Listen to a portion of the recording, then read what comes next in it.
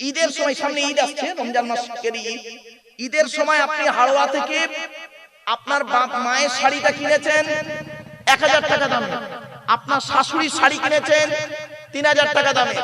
আপনার স্ত্রীকে যখন এসে বললেন এটাই 1000 টাকা দামি শাড়িটা আমার মায়ের আর 3000 টাকা দামি শাড়িটা তোমার মায়ের, কেমন হয়েছে বলো? আপনার স্ত্রী কি বলেছে জানেন?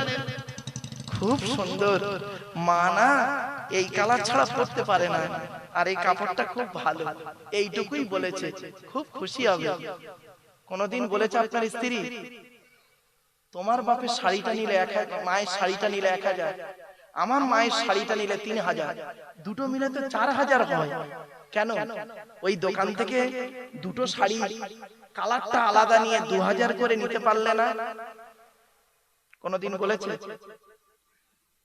যে স্ত্রী বলবে, যে স্ত্রী এই কথা আপনাকে যদি বলে, জানবেন আপনার স্ত্রী জান্নাতি নারীর পরিচয়। জোরে বলুন সুবহানাল্লাহ। কি করে বুঝবেন? খালি তাহাজ্জুদ নামাজ পড়লে বউ জান্নাতি না? যে স্ত্রীর মধ্যে এই ন্যায় বিচারটা থাকবে যে আমার মায়ের শাড়িটা নিলে 3000 আর তোমার মায়ের 1000, কেন? দুটো নিতে পারতে 4000 টাকা দামে, দুটো নিতে 2000 করে, কালারটা আলাদা নেবে। এই অধিকার যে এই অভ্যাস যে নারীর মধ্যে থাকবে, জানবেন আপনার স্ত্রী ন্যায় বিচক্ষণ নারী, আপনার স্ত্রী আল্লাহওয়ালা নারী, আপনার স্ত্রীর মধ্যে মানবতা আছে। বাবা গায়ে লেখা থাকে না, সাদা চামড়া থাকলে আর মিষ্টি মিষ্টি কথা বলে, আই লাভ ইউ সোনা, আই লাভ ইউ জান বললে, এর ভালো মানুষের পরিচয় নয়। প্র্যাকটিক্যাল ব্যবহারটাই বুঝিয়ে দেয় ভালো নারীর পরিচয়। চলুন তাহলে 4 নাম্বার হলো যে নারী তার স্বামীর পরিবারের সঙ্গে খারাপ আচরণ করে। মা বোনদের বলে যাচ্ছি, মায়েরা বোনেরা, জীবনে কোনোদিন স্বামীর পরিবারের সঙ্গে খারাপ আচরণ করবেন না। স্বামীর মন পেতে গেলে কি করবেন? স্বামীর মন পেতে গেলে স্বামীর পরিবারের সঙ্গে ভালো আচরণ করবেন, স্বামীর মন অটোমেটিক খুশি হয়ে যাবে। জোরে বলুন সুবহানাল্লাহ। বাস্তব বলছি বাবা, বাস্তব বলছি আপনাদের।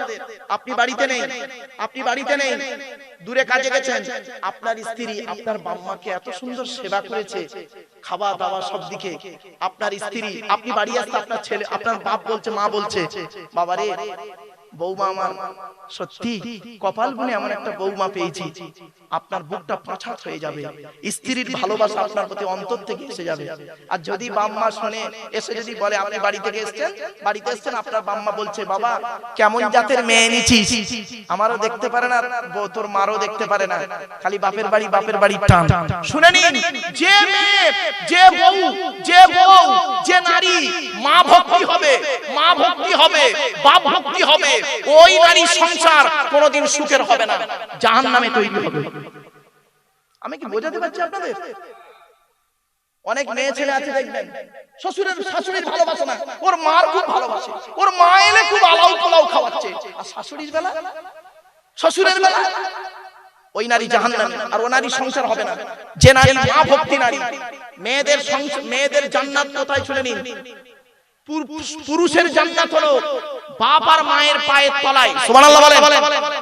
আল্লাহর নবী বলেছেন, ইন্নাল জান্নাতা তাহতা আকদামিল উম্মাহাত। এই ছেলে মেয়েরা, তোমাদের জান্নাত হলো তোমাদের বাপ আর মায়ের তলায়। আর স্ত্রীর জান্নাত কোথায় জানেন? স্বামীর আচরণে, স্ত্রীর আচরণে, স্বামীর কাছে। স্বামীকে যদি খুশি করতে পারে, আল্লাহর নবী বলেছেন, কোন মেয়ে ছেলে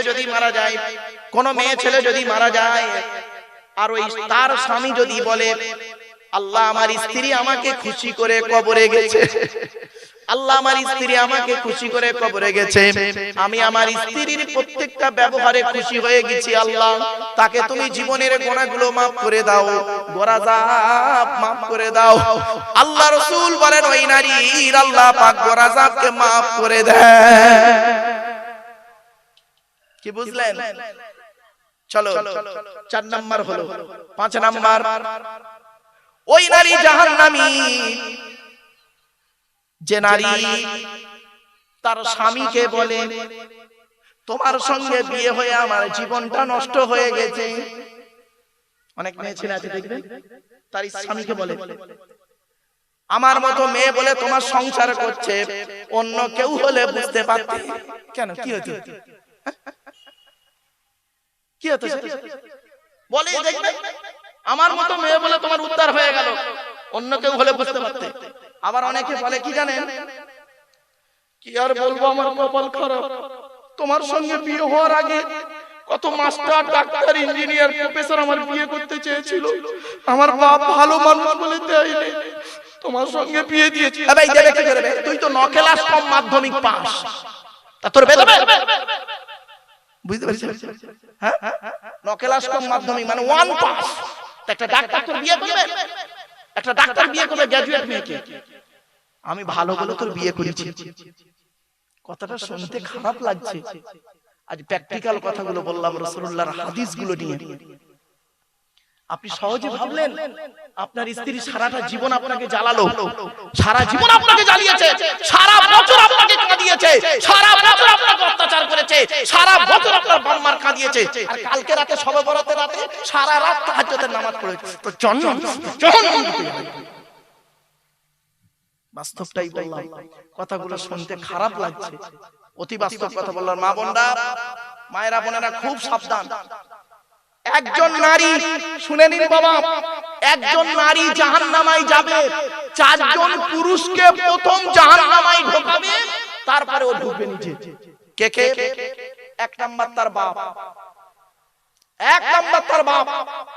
ওই মেয়েটি বলবে, আল্লাহ আমাকে জাহান্নামায় এখন দেবেন না। কেন? আমি পৃথিবীর মুখ দেখেছিলাম কার ওসিলায়। তো মেয়েটি বলবে, তোমার বাপের ওসিলায়? আমার বাপ কোথায়? তোমার বাপ ওই দেখো হাজী সাহেব লোক জান্নাতে ঢুকছে, ওযু করছে। আল্লাহ বলে, আমি আমার বাপকে দেখব। মেয়েটি বলবে, তা ওই মেয়ের বাপকে ডাকা হবে, এদিকে এসো, এই মেয়েটাকে চিনতে পারছো? তো মেয়েটা, লোকটা তখন বলবে, কে কে? তখন মেয়েটা বলে, আমি তোমার মেয়ে গো আব্বা, চিনতে পারছো না? তখন ওই লোক কি বলবে জানেন? আমি তো পৃথিবীতে বিয়ে শাদী করিনি। হ্যাঁ, আমি পৃথিবীতে বিয়ে করিনি, আমার তো মেয়ে টেয়ে কেউ নেই। তুই কোথা থেকে হলি? কে? তুই চিনিনি তো? কোরআন বলছে, কোরআন বলছে, ইয়াউমা ইয়াফিরুল মারউ মিন আখিহি ওয়া উম্মিহি ওয়া আবিহি ওয়া সাহিবাতিহি ওয়া বানিহি লিকুল্লি মিরইম মিনহুম ইয়াউমা ইযিন শানুন ইউগনিহি।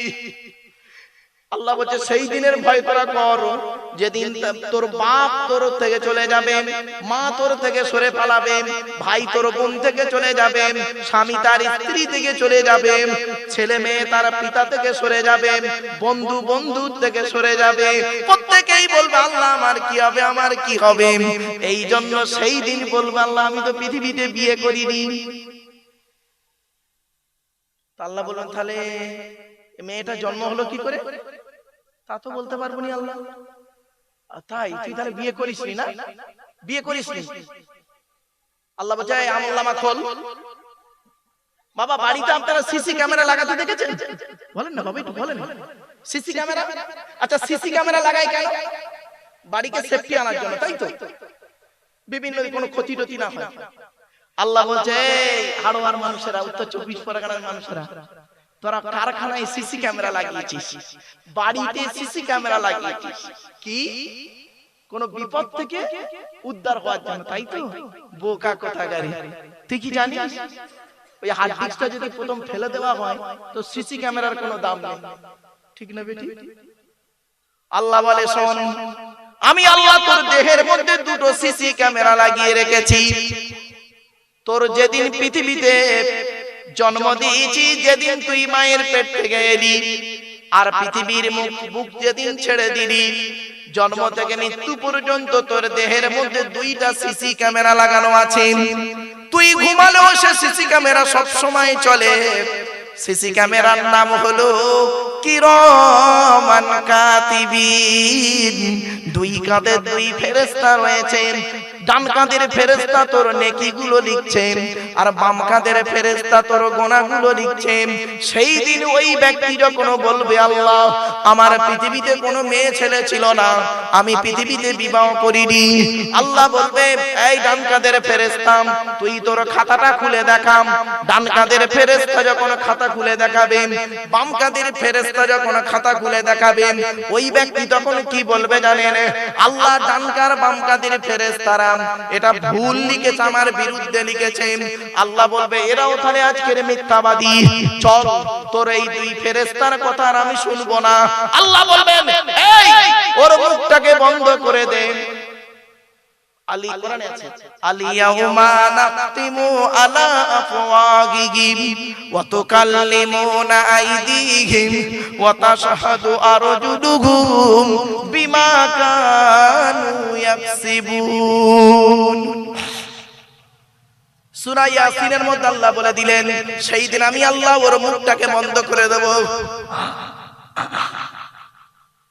আমি আল্লাহ ওর মুখটাকে বন্ধ করে দেব।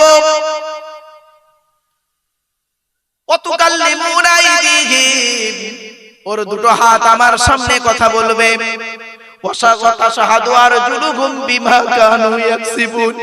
দুটো পাও সাক্ষী দেবে সেই দিন।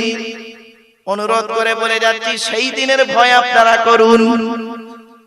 আপনাদেরকে আমি বলেছিলাম মুমিনকে চিনবেন কটা জিনিস দেখে, মনে পড়ছে না? ভুলে গেছেন? এবার আসছি, আল্লাহ বলছেন আল্লাহর নবী মেরাজে গিয়েছিলেন, জান্নাত জাহান্নাম দেখলেন। জান্নাতে কি দেখলেন? জান্নাতে দেখলেন একজনের জুতোর আওয়াজ শুনতে পেলেন, তার নাম ছিল বেলাল, তাই তো? বেলালকে নবীজি জিজ্ঞাসা করেছিলেন, বেলাল তুমি পৃথিবীতে কি এমন কাজ করো? বেলাল বলেছিলেন ইয়া রাসূলুল্লাহ আমি পৃথিবীতে দুইটা কাজ করি। এক নাম্বার হলো নাপাক অবস্থায় কখনোই বেশিক্ষণ থাকি না, এখান থেকে এত দূর আলোচনায় চলে গেছিলাম। দুই নাম্বার হলো ইয়া রাসূলুল্লাহ আমি নাপাক থেকে পাক হয়ে মসজিদে নববীতে ঢুকে 2 রাকাত তাহিয়াতুল ওযুর নামাজ আদায় করি। ও মুসলমানেরা কালকে শবে বরাতের রাতে নামাজ পড়েছেন, খারাপ আপনাদের বলছি না, ভালো কাজ করেছেন। তবে সারা বছর মসজিদের সঙ্গে সম্পর্ক নেই, আর শবে বরাতের রাতে হরদম মসজিদের ভিতরে বসে থাকলে কোনো লাভ হবে না। আল্লাহর নবী বলেছেন ওই ইবাদতটা আল্লাহর কাছে প্রিয় যে ইবাদতটা কন্টিনিউ করা হয়, দাইমান সর্বদাই যে ইবাদতটা হয়, ওই ইবাদতটা আল্লাহর কাছে অত্যন্ত প্রিয়। আল্লাহর কাছে অত্যন্ত প্রিয় ইবাদতের নাম হলো 5 ওয়াক্ত নামাজ। 5 ওয়াক্ত নামাজ পড়েন? জুম্মার নামাজ অনেকে পড়ে না, শবে বরাতের রাতে দেখবেন মসজিদে ঢুকে মসজিদ থেকে বেরোচ্ছে না, আর সারা রাত খালি কবর জিয়ারত করছে। ঠিক না বেঠিক? হয়েছে তো? কবর জিয়ারতের কথা আমি মিথ্যা বলবো না, কবর জিয়ারত করবেন। নবী কি বলেছেন শুনে নিন, মান যারা কবরা আবাওয়াইহি আও ওয়াহদিহিমা ফি কুল্লি জুমআতিন গুফিরা লাহু ওয়া কুতিবা লাহু বারাআ। জুম্মার দিনে যদি কোনো ছেলে তার বাপ আর মায়ের কবরটা জিয়ারত করে, ছেলের দুয়ার উসিলায় বাম্মার কবরটাকে আল্লাহ আলোয় আলোকিত করে দেয়। সত্যি কথা বলবেন, মাসে যদি 4টে শুক্রবার হয়, বছরে কটা হবে? 4 12 48টা। সত্যি কথা বলুন তো, বছরে 48 বার বাম্মার কবরের ধারে গেছেন? না, এই 6 বরাতের রাতে আর 27 রাতে। আপনি সন্তান? আপনি কিসের সন্তান? আপনি আপনার বাম্মার কবর জিয়ারত করেন। রাসূলুল্লাহ বলেছেন শুক্রবারে তোর বাম্মার কবর জিয়ারত করবি আর বাম্মার নামে দান খয়রাত করবি। আপনি তো নিজেই করেন না। মসজিদে যে চাঁদাটা দেন, মসজিদে জুম্মার নামাজের পরে ইমাম সাহেব সালাম ফিরিয়ে, আপনাদের এলাকায় আছে কি ওই কোটো ঠেলে ঠেলে দেয়? বলেন না বাবা, ওখানে তো ছেঁড়া 5 টাকার নোট দিয়েছে, ছেঁড়া 10 টাকার নোট দিয়েছে, যেটা বাজারে চলবে না সেটা মসজিদে যে চালিয়ে দেয়। কেন 100 টাকা দিতে পারলেন না? তা দেবেন কেন? অন্য জায়গায় চাঁদা দেবেন বেশি, আল্লাহর ঘরে দিতে গেলে কষ্ট তো। দান করলে কি হয় জানেন? আল্লাহ রাসূল বলেছেন, আমি বলিনি, দান করলে রাসূলুল্লাহ বললেন জীবনের গুনাহগুলো maaf হয়ে যায়। আল্লাহর নবী বলেছেন মানুষ পাপ করবে, এটা সঠিক। ঠিক না বেটি? আমরা পাপ করব স্বাভাবিক, পাপ আমাদের হবেই হবে, কেউ পাপ থেকে মুক্ত নেই। আল্লাহর নবী বললেন মানুষ পাপ করবে স্বাভাবিক, কিন্তু মানুষ পাপ করার পরে দুটো জিনিস যেন করে নেয়। এক নাম্বার হলো সঙ্গে সঙ্গে যেন তওবা করে নেয়, আল্লাহ আমি ভুলটা করে ফেলেছি, আল্লাহ আপনি maaf করে দিন, আর জীবনে কোনোদিন এই পাপ কাজের দিকে যাব না। এক নাম্বার যেন তওবা করে নেয় সঙ্গে সঙ্গে। আর 2 নাম্বার হলো যে পরিমাণ পাপ করেছে ওই পরিমাণ যেন নেকি সঙ্গে সঙ্গে করে নেয়। তাহলে কিয়ামতের মাঠে ফাআম্মা মান সাকুলাত মাওয়াজিনুহু ফাহুয়া ফি ঈশাতির রাদিয়া, কিয়ামতের মাঠে যখন নেকি আর পাপ আর নেকি যখন দুটো মাপা হবে তখন সমান সমান হবে অন্তত, আর ঈমান থাকার কারণে আল্লাহ যদি চায় পার হয়ে যাবে। এরপরে আসছি নবীজি জাহান্নামের দিকে গেলেন। জাহান্নামের দরজাটা খুলে দেওয়া হয়েছে। জাহান্নামের গেটে যুবক আর যুবতীদের লজ্জাস্থান থেকে পুঁজ আর রক্ত বের হচ্ছে, আর ওই যুবক যুবতীরা কষ্টের কারণে চিৎকার করছে। আল্লাহ নবী জিবরাইলকে জিজ্ঞাসা করলেন, মান হাউলাহি ইয়া কি জিবরাইল, ও ভাই জিবরাইল এরা কারা? জিবরাইল বলেন, আযুনাত আযুনাত আযুনাত, এরা হলো ব্যভিচারকারী নারী আর পুরুষ, পৃথিবীতে জিনা করে করে বেড়াতো। আচ্ছা, এই কথাটা শুনে আপনাদের কি মনে হলো? কিছু মনে হচ্ছে কি? বলুন, একটু কথা বলুন। আল্লাহর নবী জাহান্নামের গেটে দেখতে পেলেন যুবক আর যুবতীদের লজ্জাস্থান থেকে পুঁজ আর রক্ত বের হচ্ছে, তারা খুব চিৎকার করছে কষ্টের কারণে। তা জিবরাইলকে নবী জিজ্ঞাসা করছেন, ভাই ওরা কারা? এই যুবক যুবতীদের লজ্জাস্থান থেকে পুঁজ আর রক্ত বের হচ্ছে আর এরা চিৎকার করছে, কারণটা কি? এরা কি কারা কারা এরা? তা বলছে এরা হলো ব্যভিচারকারী নারী আর পুরুষ, পৃথিবীতে ব্যভিচার করে করে বেড়াতো। এই কথাটা শুনে আপনাদের মনের মধ্যে কি হলো? কিছু অনুভূতি আসছে? শুনেন, এই কথাটা শোনার সাথে সাথে যদি আপনার মনের মধ্যে যদি কোনো ধাক্কা লাগে, যদি মুমিন হন, যদি সত্যিকারের মুসলমান হন, মুমিন হন, বুকে ধাক্কা লাগবে, আল্লাহ, ইস, আমি তো পৃথিবীতে কত মেন নষ্ট করেছি। আমি যখন 25 বছরের যুবক ছিলাম, যে মেয়েটার সঙ্গে ব্যভিচার করেছিলাম সেও কাউকে বলেনি, আর আমি জেনা করেছি যার সাথে আমিও কাউকে বলিনি। আমার বিয়ে হয়েছে বসিরহাটে, সে মেয়েটার বিয়ে হয়েছে বনগাঁয়, সে তার স্বামীকে বলেনি আমি বিয়ের আগে অমুক ছেলের সঙ্গে ব্যভিচার করেছিলাম। আমি আমার স্ত্রীকেও বলিনি আমি বিয়ের আগে একটা মেয়ের সঙ্গে জেনা করেছিলাম। ওগো আল্লাহ, তোমার পাপের ডায়েরিতে আমার আর তার নাম লেখা আছে, পাপের খাতায় আমার আর তার নাম লেখা আছে। ওগো আল্লাহ, আমার অবস্থা কি হবে? এই কথা শোনার সাথে সাথে যদি আপনাদের চোখ মুখ ছলছল করে, বুকের ভিতরে যদি তোলপাড় শুরু হয়, তাহলে জানবেন আপনাদের অন্তরে ঈমান আছে। আর যদি কিছু মনেই না হয়, কোন অনুভূতি যদি না আসে, ও মনি সাহেব দাওয়াত দিয়েছে, ওয়াজ করে চলে যাবে টাকা নিয়ে বাড়ি যাবে, তাহলে জানবেন আপনাদের অন্তরে এখন ঈমানটাই ঢোকেনি। তা আপনি মুসলমান হলেন কি করে? ফালতু খালি কামাকায় গালে দাড়ি মাথায় টুপি দিয়ে ফালতু বসে আছেন। কিছু বুঝতে পারছেন আমার ওয়াজ বাবা? আল্লাহর নবী যখন এই বর্ণনা করছেন না, আল্লাহর নবী যখন এই কথাটা বলছেন যে যুবক যুবতীদের লজ্জাস্থান থেকে পূজার রক্ত বের হচ্ছে, তখন সাহাবীরা অনেকে ঝরঝর করে কাঁদছে, আল্লাহ আমার কি হবে, আমার কি হবে? তারা জিনা করেনি, তথাপিও তাদের মনের মধ্যে সন্দেহ লেগে গেছে। আল্লাহ, রাস্তায় যেতে যেতে কত মেয়েকে দেখে ফেলেছি, জানি না আল্লাহ, জানি না আল্লাহ আপনার গোনার খাতায় কি লেখা আছে আমাদের।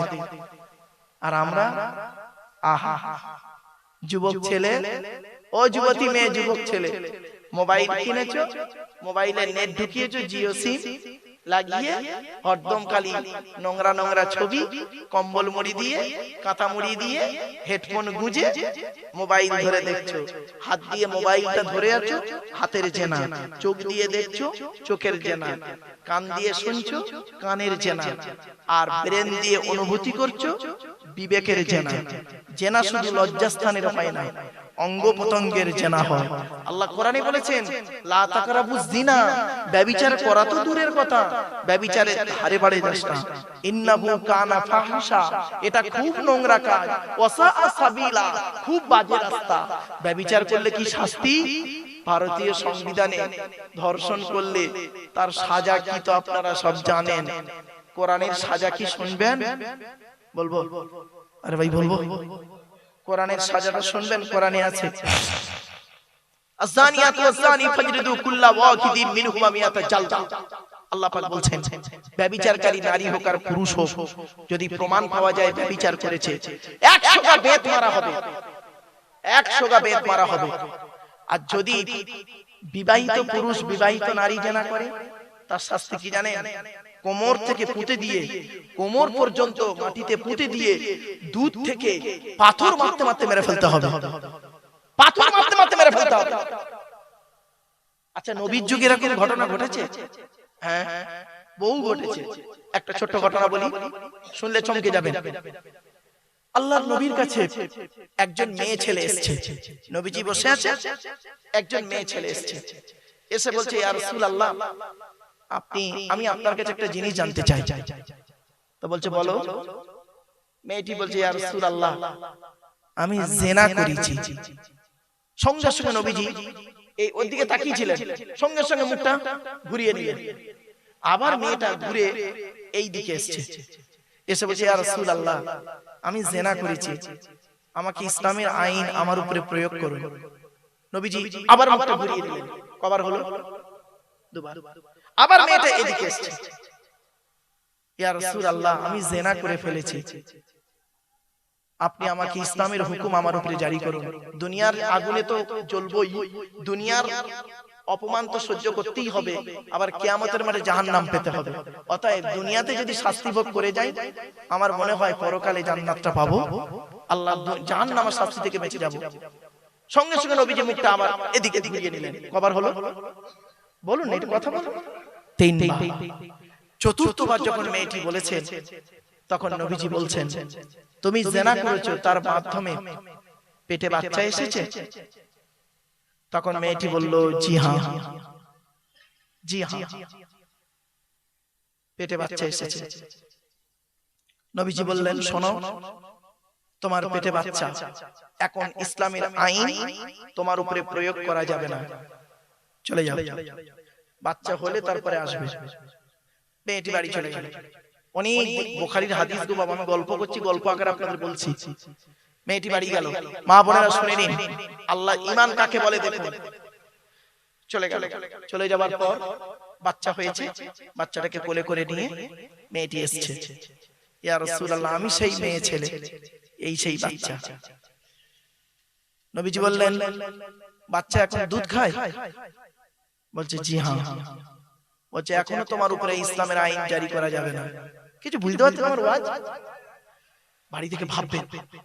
তারপরে বলল কিছুদিন পর আবার বাচ্চাটা এসেছে, মেয়েটা নিয়ে বাচ্চাটাকে এসেছে, বাচ্চাটাকে নিয়ে এসেছে মেয়েটা। একটা রুটি বাচ্চাটা ছিঁড়ে ছিঁড়ে খাচ্ছে, ছিঁড়ে ছিঁড়ে খাচ্ছে। মেয়েটি বলছে ইয়া রাসূলুল্লাহ, আমি সেই মেয়ে ছেলে, এই দেখুন বাচ্চা নিজে রুটি খেতে পাচ্ছে ছিঁড়ে ছিঁড়ে, আপনি আমাকে ইসলামের হুকুম আমার উপরে জারি করুন। তখন নবীজি একটা কথা বলেছেন, আচ্ছা তুমি ইসলামের আইনটাকে এতটা ভাবে মেনে নিচ্ছ কেন?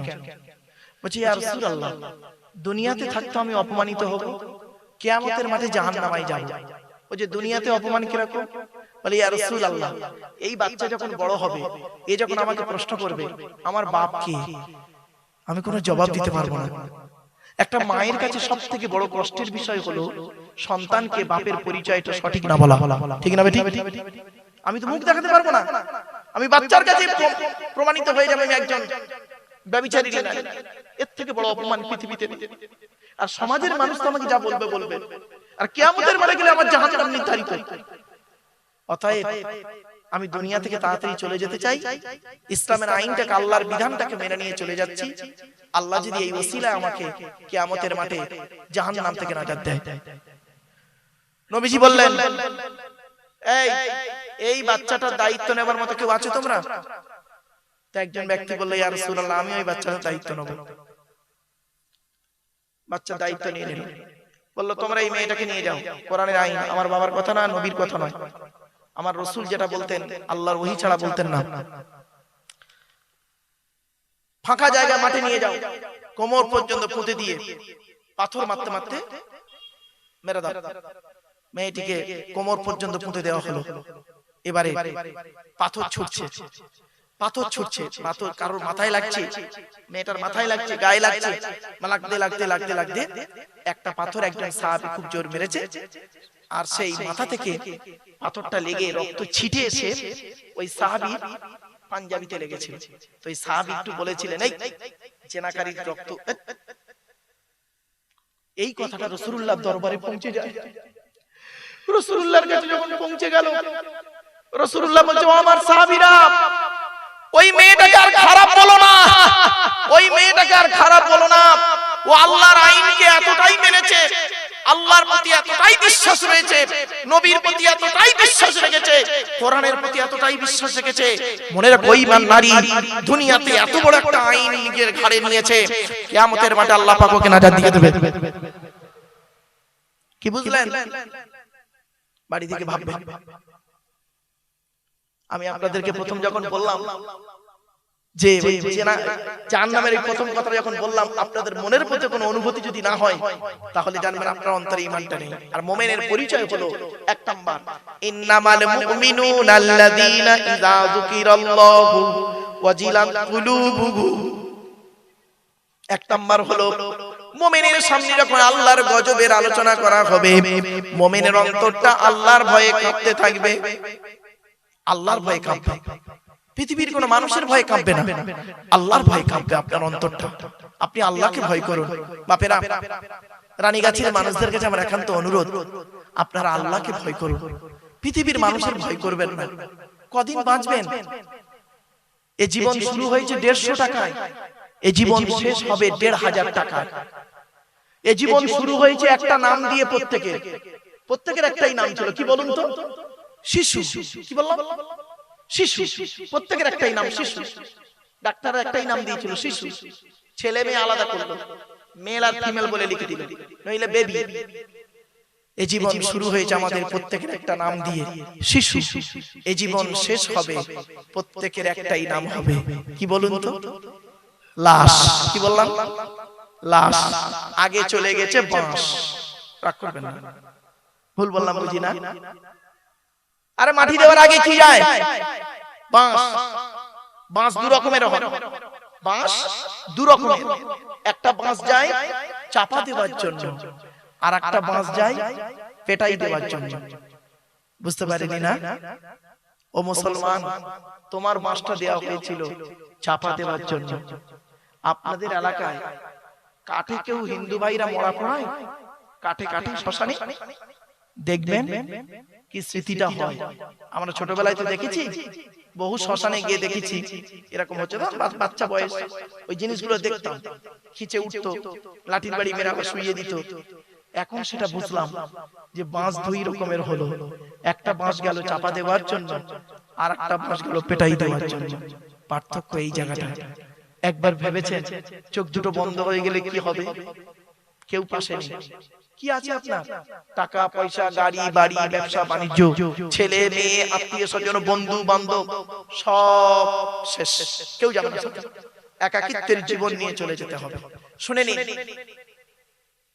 সেকেন্দার বাদশা মারা যাওয়ার আগে মন্ত্রীদেরকে 3টে আদেশ করেছিল যে আমি মারা যাওয়ার পর আমার লাশটা কবরস্থানে কারা নিয়ে যাবে।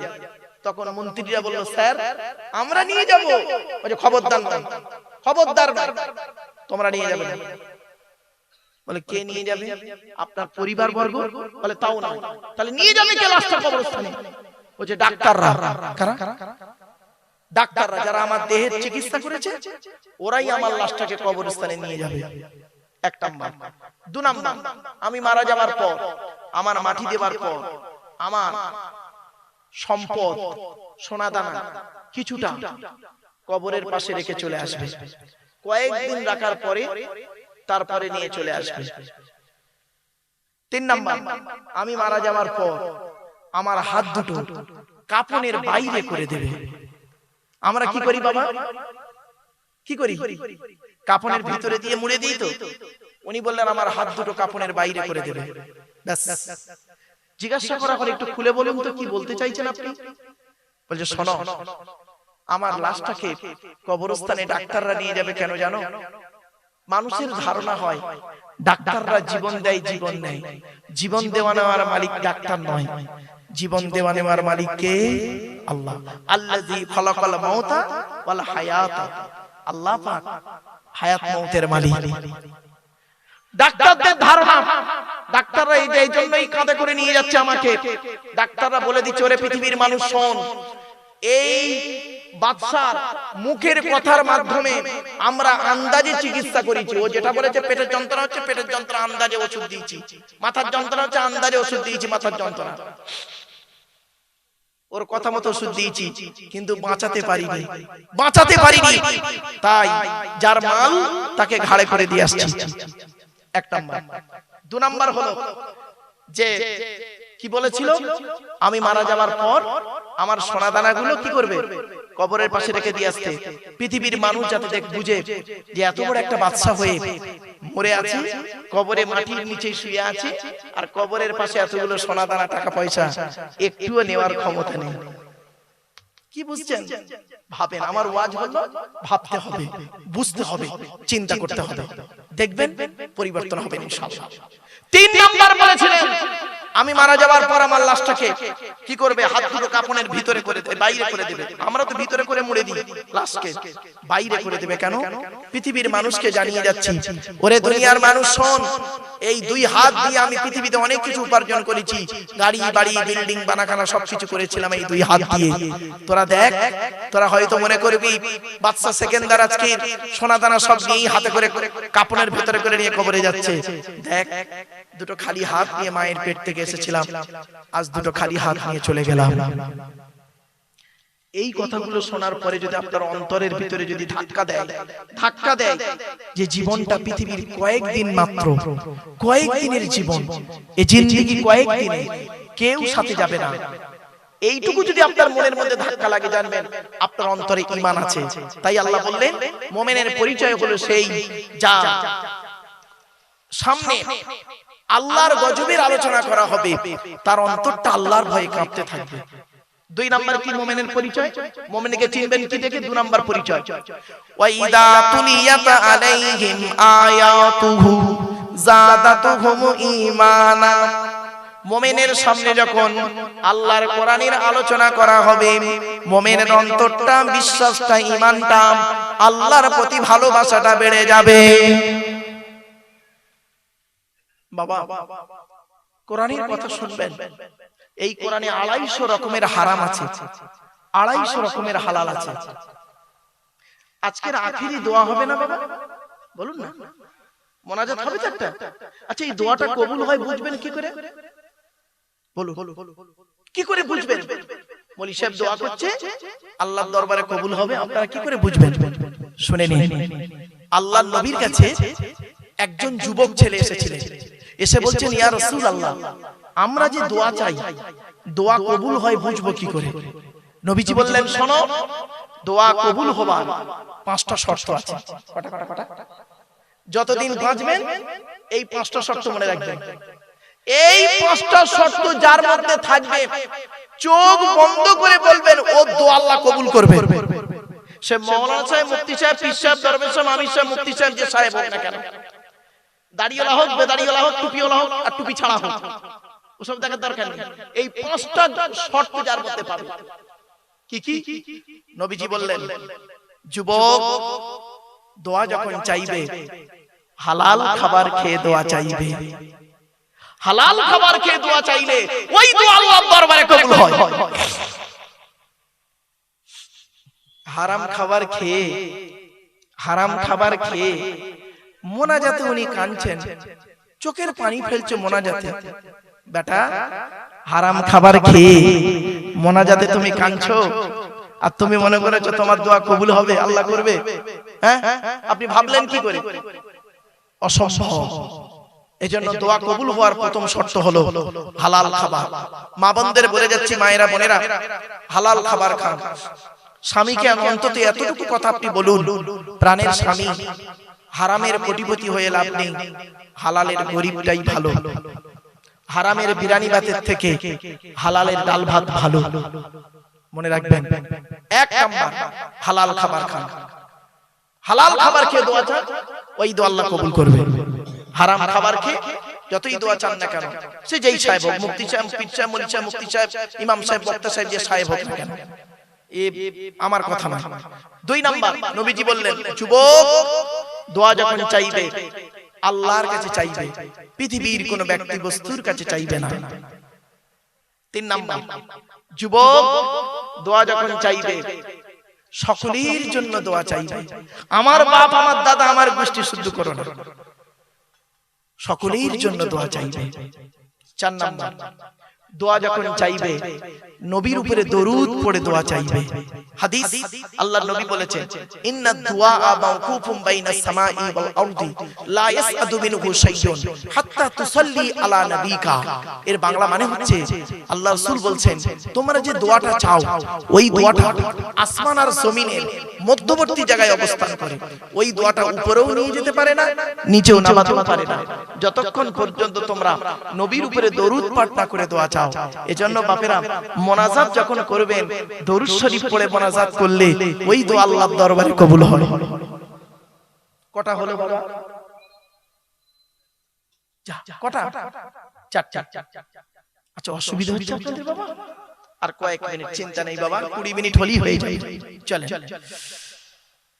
5 নাম্বারটা খুব ইম্পর্টেন্ট। 5 নাম্বারটা এটা খুব জরুরি জিনিস, জেনে যান।